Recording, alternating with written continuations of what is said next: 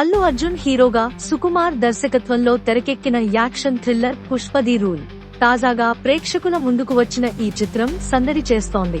Pre sale bookings లోనే హవా చూపిన ఈ సినిమా మొదటి రోజు వసూళ్లలోనూ సత్తా చాటినట్లు తెలుస్తోంది.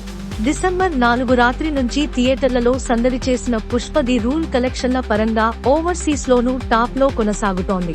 తొలి రోజు ఈ చిత్రం ప్రపంచవ్యాప్తంగా 175 కోట్ల రూపాయలు వసూలు చేసినట్లు ట్రేడ్ వర్గాలు అంచనా వేశాయి. ఇందులో 2 తెలుగు రాష్ట్రాల వాటా ఎక్కువ ఉన్నట్లు సమాచారం.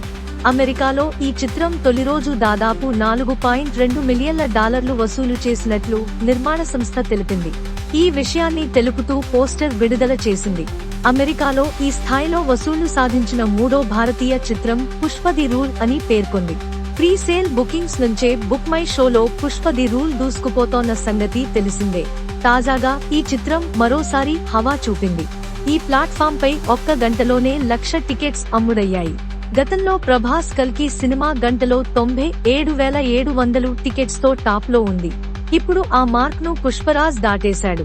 Heroine Rashmika Pushpa the rule సినిమాను మరోసారి వీక్షించారు.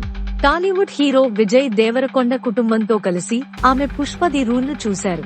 విజయ్ ఫ్యామిలీతో ఆమె ఉన్న ఫోటో ప్రస్తుతం సోషల్ మీడియాలో షేర్ అవుతోంది. హైదరాబాద్లోని ఏఎంబీ మాల్లో వీరంతా పుష్ప ది రూల్ చూసి ఎంజాయ్ చేశారు.